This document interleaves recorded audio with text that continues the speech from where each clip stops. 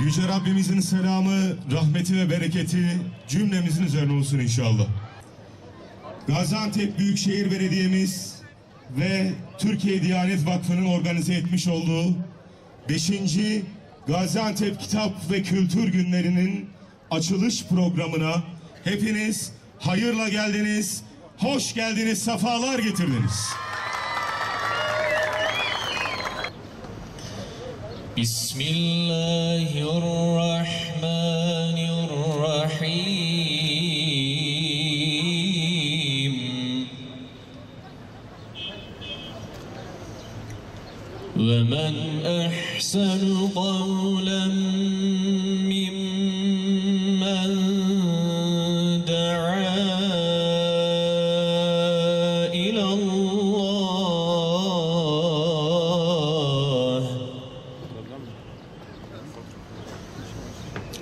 وَمَنْ أَحْسَنُ قَوْلًا مِّمَّنْ دَعَا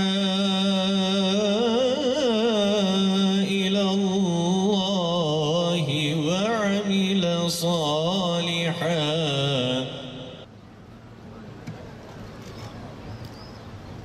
Hamdolsun bugün 5.sini yaşadığımız Gaziantep'te Kitap ve Kültür Fuarı günleri başlamış oldu. Bugün 5.sini yaşamanın şükrünü, hamdini, sevincini beraber paylaşmak için buradayız. Gaziantep küçük buharadır.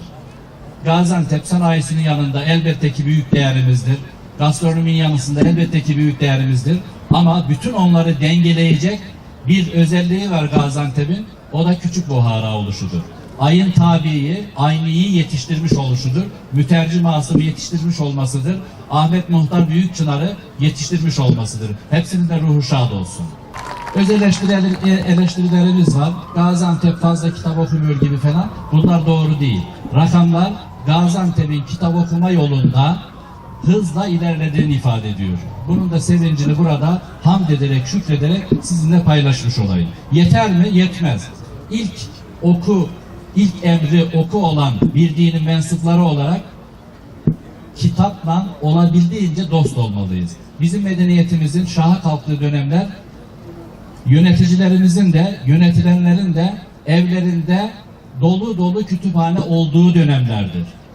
Belli bir süre aramız açılabilir fakat bu arayı kapatmak yeniden insanımızı, ülkemizi, toprağımızı kitapla buluşturmak bizim elimizde. Biz millet olarak okumayı seven bir milletiz. Bizim peygamberimiz utlubul ilme minel mehdi ilellah'di. Bugün hayat boyu okuma dediğimizi bundan 1400 sene önce sevgili peygamberimiz Beşik'ten mezara okuma peşinde ol, öğrenme peşinde ol düsturuyla bize hedef göstermiştir. Ramazan her yerde güzel ama Antep'te bir başka güzeldir.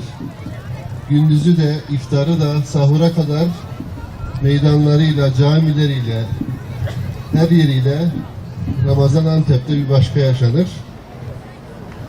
Ve bu 5.sini bugün açacağımız kitap fuarının Gaziantep'imiz için hayırlara vesile olmasını diliyorum. Antep sadece üreten, sanayisiyle, ticaretiyle, mutfağıyla örnek olan bir şehir değil, aynı zamanda kültürüyle, eğitimiyle, okumasıyla ve sporuyla örnek bir şehir haline gelecek inşallah. Çok mutluyuz, çok heyecanlıyız.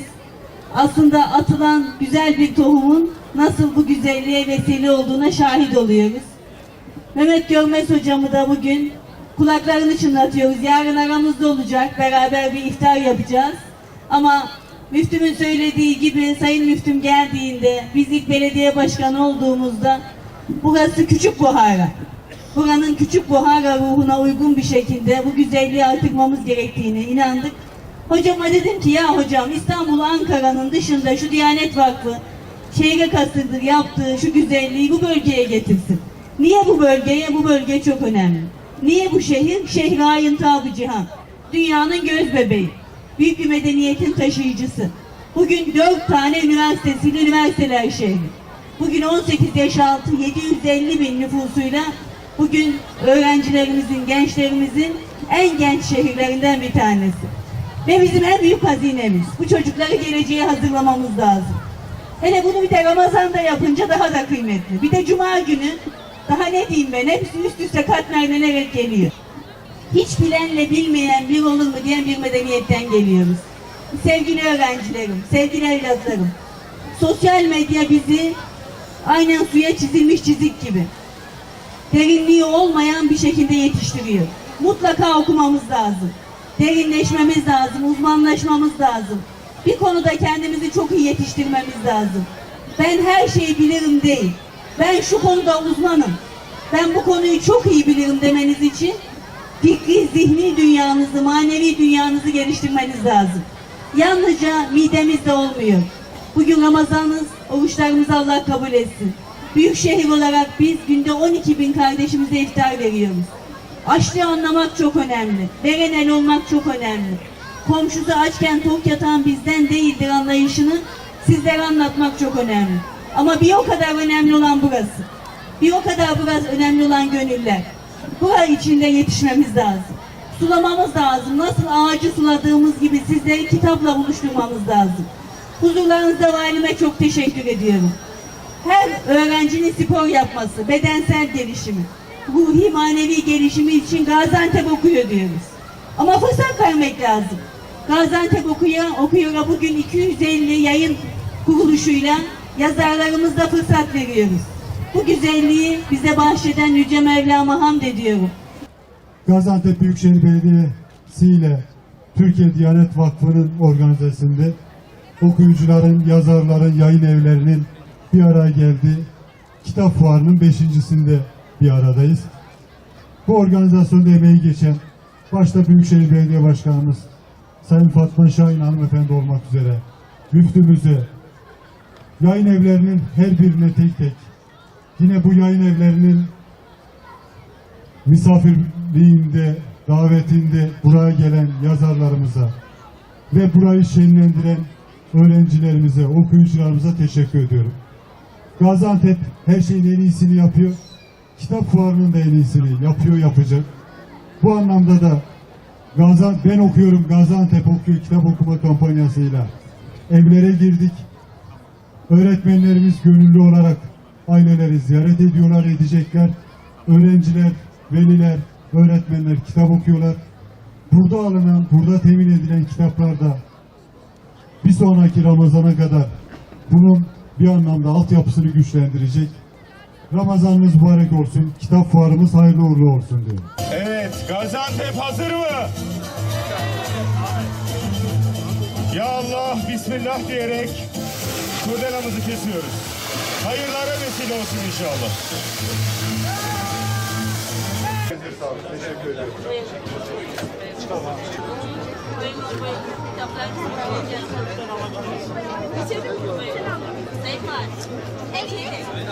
En güzel şey.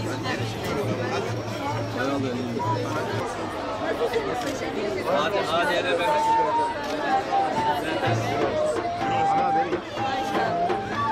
Kolay gelsin gençler. Ramazan mübarek olsun.